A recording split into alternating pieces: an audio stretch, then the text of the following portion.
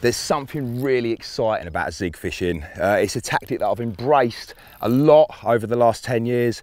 Dabbled with it when I was younger, just popping up bits of bread and dog biscuits on the surface. But yeah, the angler that appreciates that carp can be caught in more ways than just a pop up on the bottom or a bottom bait rig over some pellet or boilies, they really do go on to catch some great fish. They just work all year round. Gonna see what this is. It's been a little bit quiet this morning, but the sun's right up now. See if we can get a couple of fish.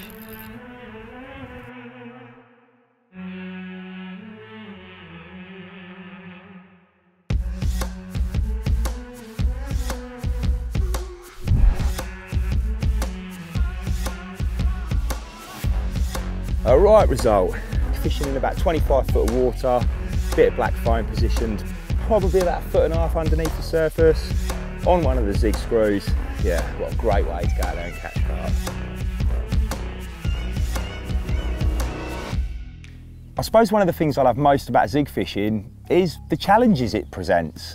That's all part of fishing for me, working out pieces of the jigsaw, ascertaining how the fish are feeding in a situation, maybe their patrol routes, where they want to be, where they're happy spending their time. And a lot of that time, it is in the mid and the upper layers.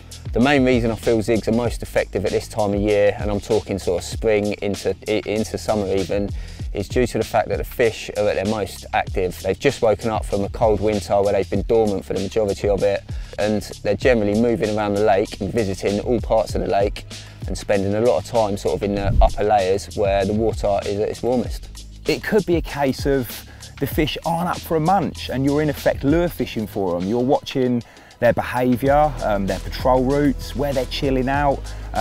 You're formulating an attack almost of positioning those zig hook baits at specific depths in the water and trying to entice them to suck in, you know, your pop up or your piece of foam. Something Alan actually taught me many years ago when I was just sort of getting into the whole zig fishing thing. If you look at a carp's sort of 24-hour clock cycle, how many of those hours do they actually spend like on the bottom, you know, feeding physically on the bottom? Yet we're all out there with baits that are on the bottom, and realistically you're only waiting for that sort of 1-2 hour slot, normally a morning or an evening or during the night, and the rest of that day you're just missing out on vital bite opportunities, which is where the zigs come into it. As I mentioned, carp fishing in general presents problems to us as anglers. No tactic more so than zig fishing. They look difficult, you know, big long hook links, and whether you're fishing a fixed zig or an adjustable zig, bits and bobs and bits of foams, prone to tangles. It just doesn't look very practical. The fact that more often than not we'll scale our tackle right back, 8 or 10 pound hook links and small hooks. And until you get your head around them and start gaining a bit of confidence in them, I can see why people choose not to use them. A few years back I really got on the screw hype. I was very late to the party with this, but in all of my fishing I started to incorporate a screw of some kind for my hook bait mounting, and even with the zigs, using the little plastic screws with a hook bead and mounting my foam onto one of those. But that's all gone now with the launch of these Zig Screws. So the idea of the Zig Screws actually came around in spring 2018. I was fishing a club water and I was doing really well on the zigs. Throughout the sessions, I used to chop and change my hook baits because on certain days there always used to be maybe a colour foam or a certain pop-up that would work better than others. And I used to spend a lot of time bringing in the zigs, trying to change hook baits, and couldn't get my rods back up fast enough, especially if I was fishing over depth zigs and I was feeding floaters at the same time. And I'd use bait screws a hell of a lot in my bottom fishing, especially on the slip D rigs where I wanted to change between wafters, tiger nuts maybe, and other baits. I've always fished my zigs with a piece of silicone over the eye just to kick the hook link out at the perfect angle. So I thought there's got to be a way to implement a screw and a kicker, if you like, into one product. And that's where the idea of the Zig Screw was born. It's just such a simple way of mounting any possible zig hook bait to the shank of the hook, with the added benefit that I've got my zig aligner tube there in the form of the sleeve that it's built into. My actual first fish I caught on the Zig Screw was actually one of Church Lake's biggest residents, the two-tone lin at over 45 pounds, and that was nailed on a red screw with a bit of black foam, and the hook hold was just exactly what you want from a zig, you know, bottom lip, perfect. But what I was really looking forward to was for spring to come around and get back down to my target water, which is where we are today, which is Kingfisher Lake on the Bluebell Complex. So I turned up for my first session of the year and I knew instantly that zigs were going to be the way forward, what with it being spring. I got them out there, all 3 rods, different depths, different colours, and within sort of 24 hours I'd managed to land one of the lake's biggest residents, hardtail, at just over 45 pounds, and once again it instantly proved just how effective the zigs can be. To create a Zig Hook Link utilising one of the Zig Screws, it couldn't be simpler. I take my chosen hook, which more often than not is a float or claw. Depending on the size of the fish I'm fishing for, the size of the hook bait, it will range from anything from a size 12 all the way up to a size 6. Take my monofilament, more often than not 10 pound NXT Zig Flow, and I'll thread that through the eye of the hook along the shank and create a knotless knot, but there's obviously no requirement for a hair here. I'll whip it around, probably around 12 times.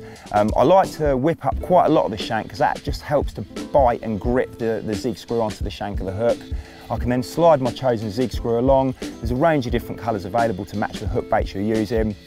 Wet the hook with the knotless knot on it and just simply slide the Zig Screw onto the shank of the hook, leaving around 2 to 3 mil coming off the back of the eye to create that nice angle and stopping the monofilament from kinking and closing the gape of the hook up too much.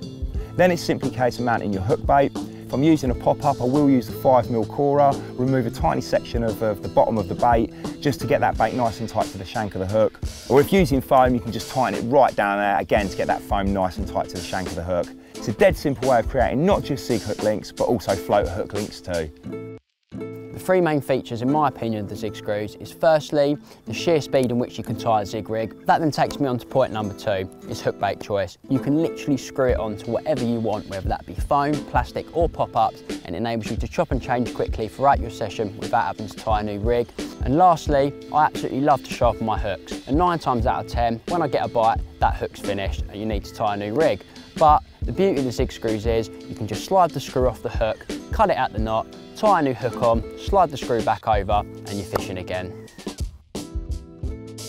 As mentioned, I got on the screw height far too late. It won't be the case with these. I'm glad to have been using them now for at least the last 12 months. They've caught me some fantastic fish. And just like all my hook bait mounting across all the fishing I do, they've now made my zig and float fishing a whole lot easier. Overall, I really think these are a massive step forward in zig fishing, and it means you can spend more time with your rods in the water than faffing around on the bank tying rigs. Head down to one of your local tackle shops now and check them out for yourself.